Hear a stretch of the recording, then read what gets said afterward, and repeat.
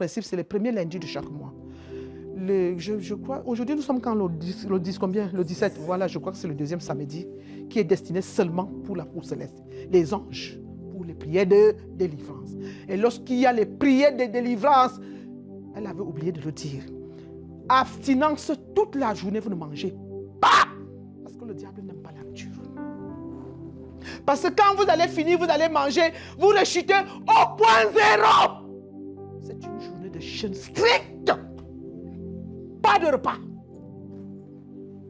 Donc sachez donc que vous ne mangerez que le premier lundi que vous priez avec Notre-Dame du Rosaire. Amen. Amen. Les samedis, deuxième samedi là, le diable ne mange pas. Amen. Amen. Si vous mangez, vous finissez, vous mangez, vous partez. Il revient 50 000 plus fort. Et le cas est pire. Amen. Amen.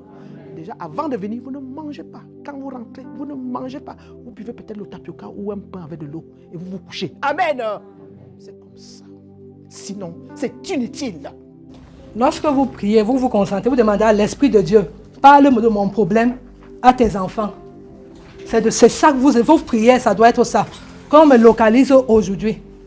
Parce qu'on peut être là, on ne parle jamais de toi. Mais lorsque tu demandes à l'Esprit Saint, c'est l'Esprit Saint qui nous parle. C'est lui qui va nous transmettre ton problème. N'ayez pas honte parce qu'on parle de vos problèmes ouvertement. Quand la parole brise, la parole détruit. Si on dit quelque chose à haute voix, c'est pour détruire. Si Dieu nous montre, c'est pour que ce soit détruit. Bonjour à tous les enfants de la Vierge Marie de par le monde. Bonjour aux esprits bienheureux. Bonjour à toutes les principautés, bonjour à toutes les félicités. Bonjour à toutes les saxophones, toutes les fanfares du ciel. Bonjour à tous ceux-là qui se joignent nous en ce moment pour adorer la très sainte face du Seigneur à travers le doux cœur d'accueil de Jésus-Christ. Bonjour à tous les frères bien-aimés de Jésus-Christ, car nous sommes tous et chacun les frères bien-aimés de Jésus-Christ, les enfants de sa mère, les enfants de maman. Et vous savez, le drapeau du ciel, le drapeau divin, c'est Maria.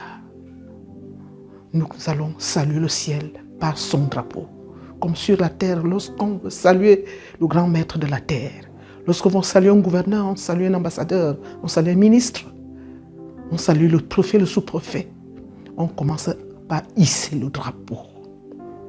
Lorsqu'on hisse le drapeau, tout se calme, tout se tait. Et le ciel se mêle à tout cela. Au nom du Père et du Fils et du Saint-Esprit. Amen. Mettons-nous en présence du Seigneur et adorons-le. Notre secours est dans le nom du Seigneur qui a fait le ciel et la terre. Seigneur, entends toutes nos prières et que nos cris parviennent jusqu'à toi. L'ange du Seigneur apporta l'annonce à Marie et elle a conçu du Saint-Esprit. Je vous salue Marie, pleine de grâce, le Seigneur est avec vous. Vous êtes bénie entre toutes les femmes, et Jésus, le fruit de vos entrailles, est béni. Sainte Marie, Mère de Dieu, priez pour nous pauvres pécheurs, maintenant et à l'heure de notre mort. Amen. Voici la servante du Seigneur, qu'il me soit fait selon sa parole. Je vous salue Marie, pleine de grâce, le Seigneur est avec vous. Vous êtes bénie entre toutes les femmes, et Jésus, le fruit de vos entrailles, est béni. Sainte Marie, Mère de Dieu, priez pour nous pauvres pécheurs, maintenant et à l'heure de notre mort. Amen. Et le Verbe s'est fait chair, et il a habité parmi nous. Je vous salue Marie, pleine de grâce, le Seigneur est avec vous. Vous êtes bénie entre toutes les femmes et Jésus, le fruit de vos entrailles, est béni. Sainte Marie, Mère de Dieu, priez pour nous pauvres pécheurs, maintenant et à l'heure de notre mort. Amen. Priez pour nous, Sainte Mère de Dieu, afin que nous soyons rendus dignes des promesses de Jésus-Christ. Prions le Seigneur. Que ta grâce, Seigneur Dieu, notre Père, se répande dans nos cœurs, dans nos âmes, dans nos maisons. Dans nos cœurs meurtris, nos cœurs brisés, nos cœurs qui souffrent, qui pleurent, mon Dieu Sauveur. Par le message de l'ange Gabriel, tu nous as fait connaître l'incarnation de ton Fils Jésus-Christ, notre Seigneur et Sauveur, de notre Dieu. Conduis-nous par sa passion et par sa sainte croix, soutenue par notre maman, la bienheureuse Vierge Marie, soutenue par son hélice chaste tendre époux Saint Joseph, soutenue par toute la cour céleste, jusqu'à la gloire de notre propre résurrection. Par Jésus le Christ, notre Seigneur et Sauveur et notre Dieu, qui vit toujours et règne avec toi dans l'unité du Saint-Esprit, un seul Dieu pour les siècles des siècles. Amen. Aujourd'hui, nous avons sur le plateau de frères bien-aimés de Jésus-Christ, les enfants de la Vierge Marie de par le monde. Nous avons sur le plateau la délivrance et la guérison. Qu'est-ce que la délivrance? Qu'est-ce que la guérison? Je vais vous dire tout simplement à peu près ce que je sais de tout cela parce que c'est le Seigneur seul. C'est Dieu qui est omniscient, omnipotent, omniveillant. C'est Dieu qui connaît tout. Même les plus grands savants ne peuvent pas décortiquer un dictionnaire. Même les plus grands savants ne peuvent pas dire tout ce qu'ils vivent. Même les plus grands savants ne savent que le minimum des choses en ce qui concerne le Seigneur. Quand on parle de délivrance, on parle de délivrance dans les grands cas redoutables. Les cas chroniques des maladies, les cas chroniques des difficultés de la terre, les cas chroniques de tout ce que nous vivons, nous traversons, de tout ce que nous portons, de tout ce que nous supportons. La délivrance, la délivrance, la délivrance. On parle de délivrance aussi par rapport à ces femmes. Ça me fait toujours penser à la femme lorsqu'elle accouche. Lorsqu'elle a accouché très bien, l'enfant est bel et bien venu au monde. Il crie, il pleure, il est content de voir la vie. Maman est contente, les infirmiers sont contents. Tout le monde est heureux de voir le bébé. C'est vrai, c'est bien, mais ce n'est pas tout. Si cette maman n'est pas délivrée, on ne peut pas dire que l'accouchement s'est passé dans de très bonnes conditions. La délivrance, c'est donc quoi? Quand on parle de délivrance dans ce sens, quand on parle de délivrance dans ce cas, l'enfant est bel et bien venu au monde. Est-ce que tous les annexes tout est en place? Est-ce que le placenta est sorti? Est-ce que tout est mis en ordre? Et que même si le placenta est sorti, est-ce que tous les annexes sont libres? Est-ce qu'elle se porte bien, la maman? Est-ce que le bébé aussi se porte bien? C'est autant de choses qu'on appelle la délivrance. Là n'est pas souci aujourd'hui. Mais je fais tout simplement allusion à savoir que lorsque cette maman donne la vie, c'est beau, c'est très bien. Mais il faut qu'elle soit complètement délivrée. D'où le placenta doit sortir doucement, doucement, doucement. Et lorsque le placenta est sorti et tout se passe bien, on parle alors de délivrance. Maintenant, ce n'est pas le cas. Nous parlons de délivrance dans les cas de maladies chroniques. Parfois, on souffre des choses depuis le plus bas âge, depuis l'enfance. Et on dit toujours, ah, c'est le chronique familial. Oh, c'est le chronique familial. Dans chaque famille, il y a toujours des petits chroniques. Non. Tout cela, c'est les œuvres du malin. L'on n'est pas né avec un mal.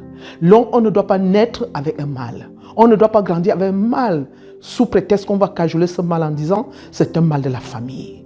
Tout cela nécessite la délivrance. Parfois, on a mal aux pieds, on titube. On dit, ah, même sa maman qui était morte, elle titubait des pieds. Parfois, on a mal un ventre inexpliqué, un mal inexpliqué. On va partout sans suite. On dit, ah, même son grand-père qui était parti par rapport à ce mal. Parfois, donc, ce n'est pas tout cela, c'est le dos qui fait mal. Parfois, c'est un œil qui ne voit pas bien. Parfois, c'est une oreille qui n'entend pas bien. On dit toujours, ah, dans les ancêtres, il y avait cela. Non. Ça nécessite une délivrance. Ça veut dire quelque chose qui ne tourne pas rond dans le corps. Allons tout droit dans le vif du sujet.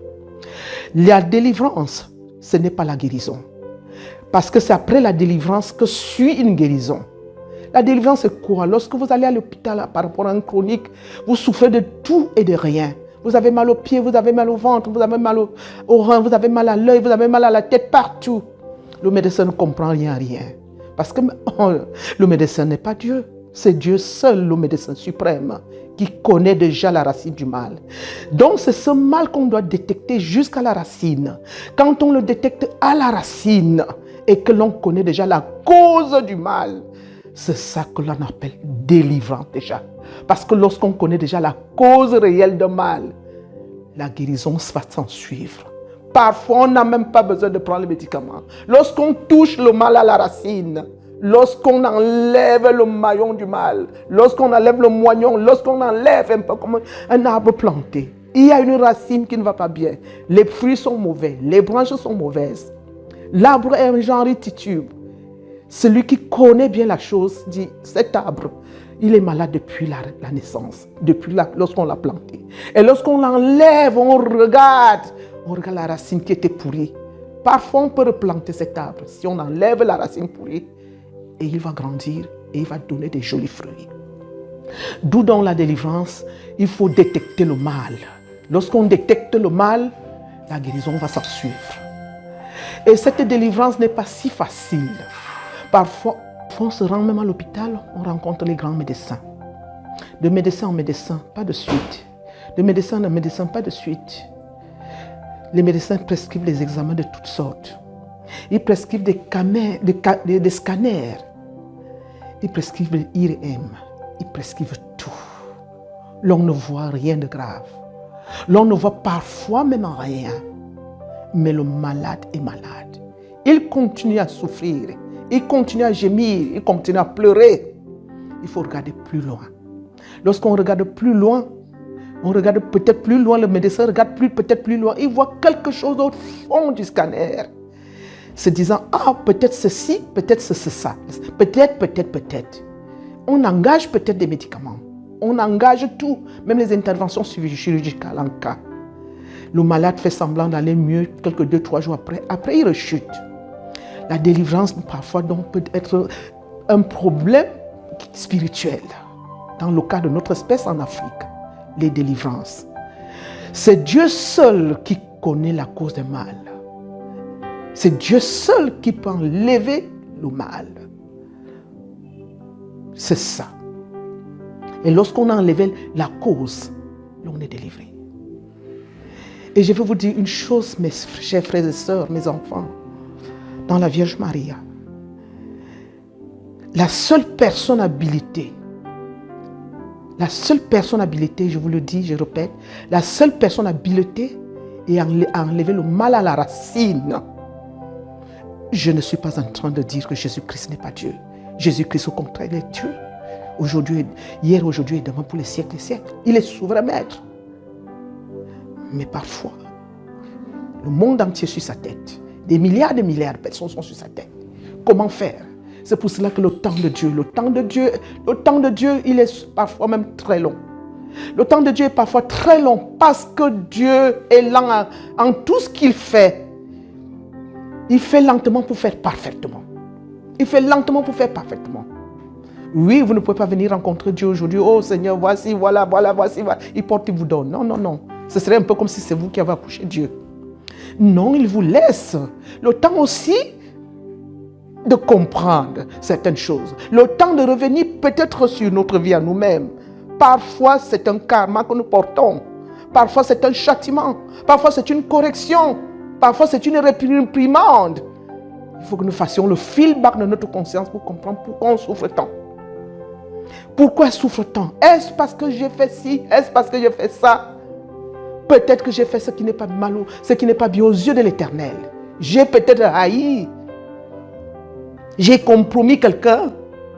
Je n'ai pas pris l'enfant du voisin comme mon enfant. Je n'ai peut-être pas pris l'enfant du voisin plus que mon propre enfant. Je ne l'ai pas aimé plus que moi-même. D'où viennent toutes ces choses que je vis? Parfois, le Seigneur nous laisse aussi dans le dilemme par rapport à tout cela. Nous allons entrer dans les sommes. Ces ministres vont nous donner des sommes. Les serviteurs de l'Éternel vont nous donner des sommes à lire, des prières à lire, des sommes à lire, des prières à lire, des passages, des lectures. Nous allons lire. Il va nous donner tout un canevas sans fin. Nous allons le faire matin, midi, soir. Nous allons sentir peut-être un soulagement. Et après, nous rechutons. Après, ça revient. Nous marchons de maison en maison, de prêtre en prêtre, de guérisseur en guérisseur, de potion en potion, sans suite. Je vous dis un secret que j'ai toujours dit à ceux-là, aux frères bien-aimés de Jésus-Christ, aux enfants de la Sainte Vierge par le monde. Je ne le dis pas avec la bouche. Les œuvres peut-être de Maria le confirment. Lorsqu'on vient à la Vierge Marie, pourquoi on a attaché cette femme? On a attaché cette femme parce qu'elle a porté le Christ. On a attaché à cette femme parce qu'elle a porté le Sauveur. On a attaché à cette femme parce qu'elle est la source de la parole. La parole, c'est son Fils. Elle est source de vie. Parce que si la Vierge Marie s'était comportée comme nous nous comportons aujourd'hui dans le monde, le Christ peut-être n'aurait pas eu la vie. Le Christ n'aurait pas vu le monde. Ah oui, non, moi je ne peux pas concevoir de cet enfant comme ça. On parle du Saint-Esprit, moi je suis vierge, d'où vient que. Moi je ne peux pas garder un tel enfant. Je vais l'enlever. Parfois, elle ne l'enlève pas. Parfois, elle se dit, quand je vais la coucher, je vais aller le mettre au bord de la rue. Comme ça, donc, ceux-là qui aimeraient élever les enfants viennent les chercher. Parfois, elle enlève carrément cet enfant. Elle jette même dans les poubelles, elle jette dans les cabinets et autres. Mais elle a porté le Sauveur. Elle a porté Dieu. Elle a porté la parole. Et c'était la créature, la jugée seule digne de porter Dieu dans son sein. Dieu n'a pas choisi la Vierge Marie au hasard. Excusez-moi d'aller en profondeur de ce point. Il n'a pas choisi cette femme dans le hasard. Elle n'a pas choisi son apparence. Elle n'a pas choisi son physique. Elle n'a pas choisi sa façon d'être. Sa façon de paraître. Elle a choisi l'être. Elle a choisi le cœur de Marie. Elle a choisi cette femme. Elle a choisi le cœur de mère. Et le cœur de mère, comme la Vierge Marie, comme une femme comme elle, c'est un cœur flexible, c'est un cœur faible, c'est un cœur sensible, c'est un cœur qui aime tous les enfants, même plus que son fils, parce que son fils étant déjà Dieu, il pouvait s'occuper même de lui-même puisqu'il est Dieu. Alors son regard est beaucoup plus penché sur les enfants de la terre. Je vous invite tous et chacun de regarder peut-être l'effigie de Maria, Notre-Dame du Perpétuel Secours. Son regard tient Jésus-Christ entre les mains, mais son regard est sur les enfants du monde. Ça veut dire quoi dans nos termes? Lorsqu'on vient dans Marie par rapport à ces cas chroniques, la Vierge Marie regarde, elle scanne, parce que le scanner divin, c'est elle. J'ai pris l'exemple du scanner tout à l'heure, vous avez tout compris. Parfois on fait le scanner du monde, on ne trouve absolument rien. Le malade continue à gémir et à la fin même c'est un chaos, c'est chaotique. On entend qu'il a fermé les yeux. Lorsqu'on vient dans la Vierge Marie, elle regarde et dit que ce n'est pas le cas où on pense ou quoi que ce soit. Allez à l'hôpital pendant 10 000 ans, vous ne trouverez aucune suite. La Vierge Marie regarde, elle regarde, elle regarde, elle regarde, elle regarde. Elle touche le mal à la racine. Et lorsqu'elle a touché cette mauvaise racine, est jetée par terre. Ceux qui ne sont pas divins, vous ne pouvez pas me comprendre. Et même si on est divin, il y a des choses que vous ne pouvez pas comprendre par rapport à maman Josépha et la Vierge Marie. C'est elle celle qui connaît ce qu'il y a, mais qu'elle a mis comme complicité entre elle et moi. Lorsqu'elle me dit, tu fais ceci, je le fais. Lorsqu'elle me dit, fais ça, je le fais. Et elle touche le mal à la racine et la racine tombe. Quand la racine est tombée, elle dit, la racine est tombée, vous êtes délivrés maintenant. Votre guérison dépendra de vous-même, de l'effort que vous allez fournir. Parce qu'on peut être délivré pendant des années sans être guéri. Hein. On peut obtenir la guérison, ça peut traîner et la guérison ne vient pas. Ça dépend maintenant de votre apport personnel. Si vous priez, si vous faites tout ce qu'elle vous dit de faire, parce que tout ce qu'elle vous dit de faire, il n'y va que pour votre bien. Faites ci, faites ça, parce que les prières, les 120 jours qu'elle va vous donner, c'est les 120 jours de comprimé mariage qu'elle va vous donner. 120 jours de prière, 120 jours intenses, c'est pour votre guérison. Faites toujours ce qu'elle vous demande de faire, parce que tout n'est pas de se contenter, vous êtes délivré et restez à ce point-là. Continuez à prier, continuez à prier, continuez à chercher, continuez, et vous allez obtenir la guérison. Tout ce qu'elle vous dira de faire, faites-le. Et les manifestations de la délivrance, qu'est-ce que c'est? Elles sont tellement diverses. Parfois, c'est les vomissements. Parfois, la Vierge délivre tout de suite. Vous allez voir quelqu'un qui tombe directement. Je ne peux pas dire peut-être, parce que si je dis peut-être, je mets le Christ qui est Dieu sauveur et souverain en doute. Parfois, vous allez voir quelqu'un qui tombe autrefois. Quand moi, je vois quelqu'un même tomber comme ça, moi, j'avais peur. Je me dis, Seigneur, peut-être qu'il va mourir, peut-être qu'il est mort. C'est l'Esprit Saint qui l'a saisi. La Vierge Marie saisit le mal à la racine. C'est les sueurs froides. Parfois, il perd un peu connaissance. Il reste tranquille. La Vierge fait ce qu'elle a à faire. Il se relève. C'est lui-même qui témoigne ce qu'il vient de voir par rapport aux 2-3 minutes d'inconscience qu'il vient de vivre. Alors, c'est les vomissements qui suivent, c'est les diarrhées, c'est les paludismes qui étaient cachés, c'est les typhoïdes, c'est les vers intestinaux. Elle balance tout cela sous forme maintenant physique pour qu'à l'hôpital, le médecin fasse le reste. Parce qu'après Dieu, c'est les médecins. Il faut balayer la maison. Quand c'est un problème céleste, quand c'est un problème divin, quand c'est un problème spirituel, elle agit juste à la racine du mal. Et après maintenant, elle vous laisse à vous-même. Parfois, quelqu'un est délivré, elle vous dit, maman, elle m'appelle au téléphone, elle me dit, maman, depuis que je me suis séparée d'avec vous, ça ne va pas. C'est comme si je vais mourir. Je dis que non, vous n'allez pas mourir. C'est la complète délivrance. Et ça a été toujours ainsi. Pour ceux qui connaissent la page miraculeuse, côtoyez cette page et vous regardez, vous lisez les témoignages divers. Je pense toujours à un enfant. Il n'est jamais venu à moi, je ne l'ai jamais vu d'ailleurs. C'était un certain Patrice. Lorsque ma fille m'avait appelé pour cet enfant, moi, je n'étais pas à la maison, je n'étais même pas au pays. Peut-être j'étais au sein du Vatican. Elle m'appelle et dit, maman, je viens de lire dans Facebook un cas d'un enfant qu'on avait amené partout. Il attend seulement la mort. On l'a enveloppé même dans les draps. Et on attend seulement la mort. Actuellement, présentement, on l'a amené chez un pasteur à Ezeka. Maman, il s'appelait Patrick. Maman, quand je regarde, je suis sûre que la Vierge Marie peut faire quelque chose par tes prières. Je lui ai répondu à mon enfant, comme tu es sûr que la Vierge Marie peut faire quelque chose à travers les prières, il faut prier la Vierge Marie parce que moi, je n'ai pas le monopole de la Vierge Marie. Tous ceux qui prient avec la Vierge, tous ceux qui côtoient la Vierge, tous ceux qui vénèrent cette femme, tous ceux qui font le chapelet sont exaucés, sont les enfants bien-aimés de la Vierge Marie. Elle écoute toutes les prières. Elle dit, maman, dis seulement quelque chose à la Sainte Vierge et nous allons faire le reste. J'ai dit, ok, si tu as foi en moi par rapport à cela, je le ferai. J'ai prié à distance, j'ai prié. Ensuite, j'ai vu cet enfant qui se lève, c'était un garçon. Il s'est levé, il s'est assis, demi-assis, et j'ai vu quelque chose dans son ventre, comme si c'était un homme qui était assis en lui. Il était tout en cravate, avec les chaussures, avec le costume. Et quand la Vierge Marie m'a montré ce monsieur assis au-dedans de lui, ensuite, je vois cet enfant qui est en train de muer comme un serpent. Je vois quelque chose qui sort du dedans de quelque chose comme un serpent. C'était cet enfant qui sort du dedans de ce soi-disant reptile. Moi, je n'ai pas envie de prononcer les noms. Il se tient debout avec les habits tout blancs sur lui comme criant « Bravo, je suis sauvé ». C'était une demi-vision de quelques secondes. Je la rappelle au Cameroun, je lui dis « Tout est accompli pour ce Patrick. Maintenant, il a été délivré, la guérison va suivre maintenant. Que l'on l'amène n'importe où, même s'il veut rester chez le même pasteur maintenant va élever les prières, il guérira. Il guérira maintenant parce que la cause est partie. Il a obtenu sa délivrance. Maintenant, c'est terminé. Je vais continuer à prier pour lui. C'est ainsi dont je vais écourter les choses. C'est ainsi dont, quelques 2-3 semaines plus tard, je l'ai eu au téléphone lui-même.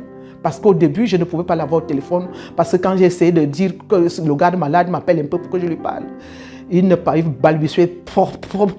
Je lui ai dit de ne pas forcer. Mais j'ai mis le téléphone, je lui ai dit de mettre le téléphone à son oreille pour que je prie. J'ai prié. Je lui ai dit, tu vas te lever maintenant parce que la Sainte Vierge, la mère de Jésus-Christ, t'a libéré. Je ne veux pas savoir de quelle obédience tu appartiens. Je n'ai pas besoin de savoir si tu es païen ou animiste ou quoi que ce soit. Tu es tout simplement l'enfant du bon Dieu. Dieu aime tous ses enfants. Vous êtes délivrés maintenant. Allez partout. Si vous voulez vous rester là où vous êtes, le pasteur va élever les prières maintenant. Ça va passer parce que la cause est partie. Alors, une semaine plus tard, c'est l'enfant maintenant. C'est ma fille qui me rappelle. Elle me dit, maman, j'ai rappelé là-bas. Il a déjà commencé à se lever et tout. Parce qu'on l'avait déjà enveloppé dans presque un linceul. On attendait qu'il ferme les yeux pour qu'on le mette à la morgue. C'est comme ça donc que je l'ai eu au téléphone plus tard. Et je suis retourné. Il était à Douala. Je voulais le rencontrer à Douala. Ce n'était pas possible. Toutes les conditions étaient réunies que je ne le vois pas. Et moi, j'ai tiré le bon profit dedans, comme pour dire, je n'ai que faire de son physique, c'est le spirituel qui joue. Alors, on s'est entretenu au téléphone. Il était même question qu'il déménage de sa maison. Il parlait, il était correct. Il devait venir me voir. Mais après ce jour-là, il devait signer le contrat, un nouvel contrat pour son logement et le bailleur et autres. Il avait tout cela, les déménagements et autres. Bref, il a été guéri. Et il a témoigné. C'est un certain Patrick, je pense. Patrice, il a témoigné en page. Alors, si vous vous référez à cette page, vous allez voir le témoignage d'un certain Patrick. Je ne l'ai jamais vu. Je n'ai pas besoin de le voir. Si je le vois, je vais seulement crier. Je vais crier seulement le nom de la Vierge Marie. Je serai tellement heureuse pour proclamer la mère du Sauveur de par le monde. Donc j'ai rendu ce petit témoignage à tous ceux et celles qui me suivent en ce moment pour dire la délivrance c'est quelque chose de magnifique. La délivrance c'est quelque chose de formidable. La délivrance, sans la délivrance, il mourrait. Parce qu'on n'avait pas enlevé ce soi-disant ce monstre qui était au-dedans de lui. Parfois, ce sont ces monstres-là. Parfois, pour la plupart du temps, c'est cela. Lorsque la Vierge Marie a fait cela, tout rentre dans l'ordre. Je veux vous dire une chose. La Vierge Marie le fait. C'est pour cela que j'ai fait le rapport tout à l'heure en disant, Elle a porté le Christ dans son ventre. Elle a porté le Sauveur. Elle est une mère. Elle a un cœur sensible. Voyant déjà la cause de quelque chose qui nous nuit, elle ne peut ne pas intervenir. Elle ne peut ne pas intercéder. Elle ne peut ne pas venir à notre aide. C'est pour cela qu'elle enlève le mal à racine. Quand elle enlève, vous serez beaucoup secoué. Vous serez secoué même pendant 2-3 mois. Mais pas tous les jours. Vous serez secoué au point où vous allez penser peut-être à une mort violente, une mort certaine. Mais c'est tout simplement les signes de la délivrance. C'est pour cela que je vous conseille toujours, je vous flatte. Les enfants me disent toujours, tu flattes les gens pour leur donner la grâce. Je dis oui, il faut flatter un enfant pour lui montrer le chemin du Seigneur. Lorsque maman nous amenait toujours à l'église chaque matin à 5h30, nous pleurions tout le long de la route. Déjà, on n'a pas déjà assez bien dormi. Elle nous tire encore dans le lit pour nous amener, soi-disant, à cet endroit-là où on appelle que chez le bon Dieu. On l'a traité de toutes les mauvaises mamans du monde, de toute la méchanceté du monde. Pendant ce temps, tout le quartier est endormi, les enfants des voisins dorment, tout le monde dort. Nous sommes sur une certaine route en train de trottiner à l'âge de 4 ans, 5 ans pour aller à une église louer un certain Dieu. C'est ça donc qu'on appelle flatter un enfant pour lui donner Dieu, le bon Dieu. Aujourd'hui, maman ne vit plus pour que je lui tire ma révérence, pour que je lui donne un cadeau qui est digne d'elle magnifique, pour lui dire maman, tu m'avais montré le chemin, le meilleur des meilleurs. Parce qu'en ce moment-là, elle devient méchante, elle devient, on la traite de tout. Elle ne disait jamais rien, sachant que plus tard, nous comprendrons. Alors je dis cela, j'insiste dessus parce que la Vierge Marie, c'est cette femme-là qui ne laisse pas souffrir très longtemps. Qui ne laisse pas souffrir quand elle voit déjà qu'elle peut vous sauver. Elle le fait. Merci. C'est comme je venais de le dire tout à l'heure, se manifeste par des diarrhées, des vomissements. Surtout les diarrhées. Vous pouvez faire des diarrhées qui peuvent remplir tout un pot de toilette. Je me rappelle encore une certaine dame. Je vais omettre le nom. Peut-être je peux vous donner un prénom. L'autre prénom n'est pas le nom. Elle s'appelle Lydia. C'était une femme de confession étrangère qui était venue à moi et a entendu parler des prouesses de la Vierge Marie. Elle a pris son courage, elle est arrivée. Elle m'a parlé de son cas. Je lui ai dit, c'est la Vierge Marie seule qui peut te sauver. Parce qu'à ton âge, quand tu draines déjà un certain diabète, ce n'est pas bon. À 30 ans, tu as un diabète, ça ne peut pas être un diabète, ma fille. Il y a autre chose. Prie, la Vierge Marie, elle va faire le reste. C'est comme ça donc qu'elle a obtenu sa libération. Elle a fait une diarrhée qui a rempli le pot du WC. Il y avait les morceaux des escargots dedans, les 1000 pattes. Il y avait tous les vers intestinaux et tout. Pas les vers intestinaux, les vers de terre, les asticots, les vers. Il y avait un peu de tout dedans. Parce que je lui avais dit que si tu fais la diarrhée, ne tire pas sur la chasse d'eau. Fais-le seulement dans le pot. Et après, tu vas filmer, tu vas me montrer. Parce qu'il était quasi impossible que je mette sur mon pied chez elle, puisqu'elle n'était pas dans la même ville que moi. Alors elle a filmé, je lui ai dit, voilà ta délivrance. Son ventre qui était montagnard, le ventre est tombé jusque derrière les fesses. C'était sa délivrance. La délivrance peut ne pas être forcément seulement la diarrhée. Ça peut être les vomissements, ça peut être un palu qu'on va soigner à l'hôpital. Parfois, on est à 0% de plasmodium et le lendemain, vous avez 30% de plasmodium dans votre sang. D'où vient cela? C'est la libération, c'est la délivrance. Elle passe par tous les chemins. Parfois, c'est des abcès, des furoncles. Donc, ces saletés cherchent tout moyen à sortir du corps. Ça forme des furoncles partout. Et ces furoncles, il faut les laisser grandir. Vous les laissez grandir jusqu'à ce que ça se perce et on va soigner. Et tous ces asticots vont sortir. Et tous ces, on appelle ça en termes médicaux, on les appelle en termes médicaux il y a un microbe là, on appelle quoi? En fait, il y a un terme pour ça à l'hôpital. L'hôpital va voir une chose, et alors que c'est le ciel qui a fait descendre cela sous ces formes-là. Alors, voilà la délivrance. La délivrance, elle passe par tous les chemins encore. Elle passe encore, par exemple, par une fatalité. Oui, parfois c'est une fatalité. Parfois, c'est une fatalité. Excusez-moi de vous dire cette vérité. Vous perdez quelque chose. Vous perdez quelque chose d'important. Vous perdez peut-être un sac à main. Vous perdez votre passeport. Vous perdez quelque chose qui est très valeureux. Vous pouvez perdre une somme d'argent, des millions. Vous pouvez perdre quelque chose qui va vous faire pleurer. C'est une délivrance.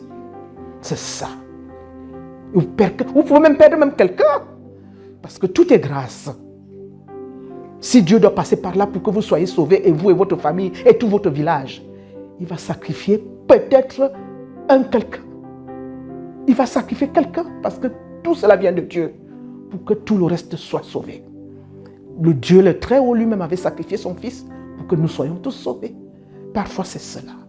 Il faut accepter tout cela. C'est la délivrance. Maintenant, la guérison. La guérison, lorsque vous prenez les prières, la Vierge Marie vous donne des prières. Parfois, ça dépend des cas. Elle peut donner des prières de 120 jours. Elle peut donner les prières de 240 jours. Elle peut donner les prières de 360 jours. Toute l'année. C'est seulement 5 jours pour toute l'année. Toute l'année. Parfois, ça dure même 2 ans. Ça dépend. Parce qu'elle voudrait que vous soyez complètement guéri. Complètement guéri. Complètement guéri.